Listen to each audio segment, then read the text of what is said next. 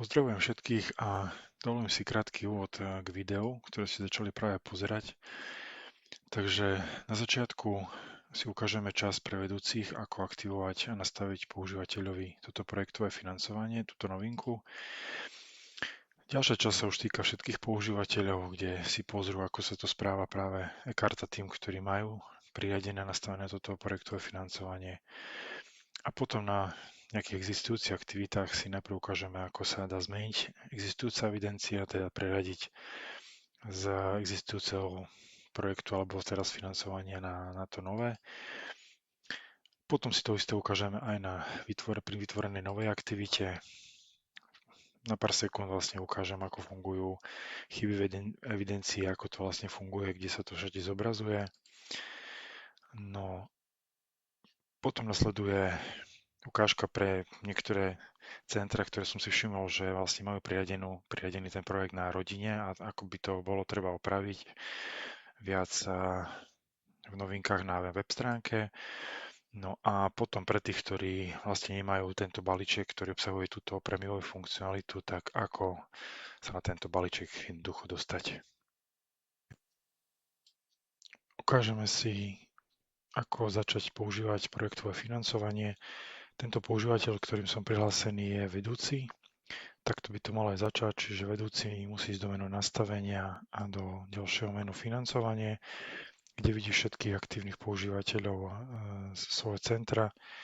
Ja vlastne použijem toho istého používateľa a jemu teda nastavím, ako vidíme, všetci sú teraz aktuálne, majú primárne financovanie podľa rodiny a tomuto používateľovi Molnárovej Hane zmením financovanie na tento projekt, čo vlastne vidím touto zmenou.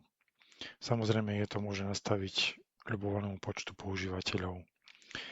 A teraz vlastne už táto Hanna Molnárová môže použiť toto financovanie.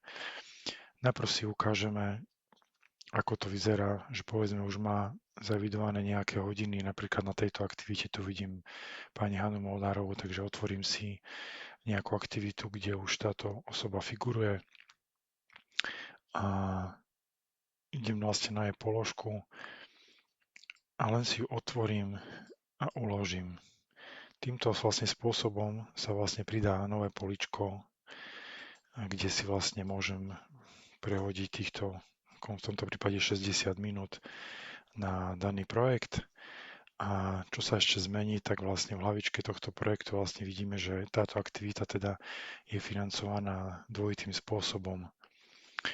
A takto to samozrejme funguje aj pri iných aktivitách. Skúsime, čo je napríklad tuto na tejto rodinke a znova stačí otvoriť existujúci záznam a dať uložiť. Musíme ho otvoriť znova a teraz povedzme tých 150 minút si dám na ten projekt.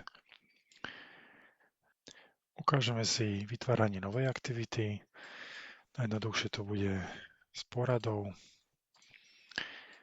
Povedzme, že dáme dnešný dátum, trvanie 60 minút. Naklikáme účastníkov. Vy ste videli rozdiel, dáme aj tu pani Molnárovú. A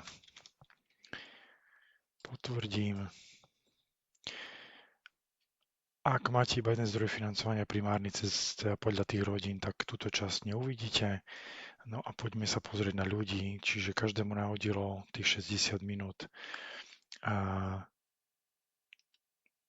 na tej porade akurát tejto pani Molnárovej, ktorá má definované, že má samostatné financovanie cez projekt, tak vlastne ona tu musí ručne vojsť a nahodiť si teda tých 60 minút povedzme na tento projekt.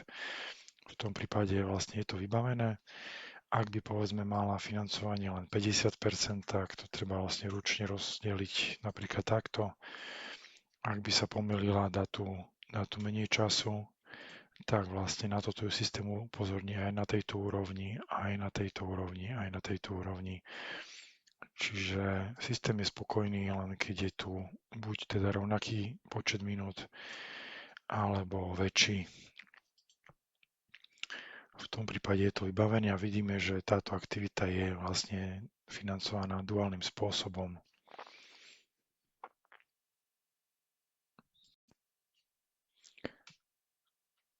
Ak si niektorí už skôr označili vlastne rodiny a cez tento projekt financovania, lebo doteraz to inak nešlo a nechcete takto pokračovať, odporúčame vlastne, aby ste si zmenili späť financovanie rodiny na ten váš primárny zdroj, čiže odkiaľ rodina pochádza a následne si preklikali všetky aktivity a prepli vlastne jej financovanie na ten primárny zdroj, čiže na ten zdroj rodiny.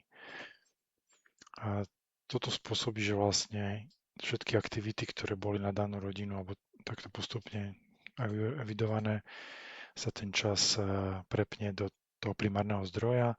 Výnimkou je len, keď sa na danej aktivite nachádza osoba, ktorá má už nastavené toto projektové financovanie, táto osoba tam musí priamo vlastne vojsť a určiť, že koľko minút teda je financovaná cez tento projekt. A týmto docielíme, že teda rodina bude mať to správne financovanie z toho zdroja, z ktorého pochádza a zároveň aktivita, na ktorej sa podielala osoba s takýmto dvojitým financovaním vlastne tu bude figurovať, čiže vieme takto ľahko odlišiť aktivity, kde tá osoba figurovala a kde nie. Toto projektové financovanie je zaradené medzi tzv. Prémiové funkcie, avšak už od balíčka M. Čiže pre tých z vás, ktorí aktívne používate balíček S, tak váš vedúci, keď sa prihlási do systému a prejde do nastavení, uvidí toto meno takto preškrtnuté. Ak vás táto funkcionalita ale zaujala a chceli by ste ju začať používať, stačí ťuknúť na túto položku, ktorá vás presmeruje na stránku s prémiovými funkciami a následne kliknúť na toto tlačidlo objednať.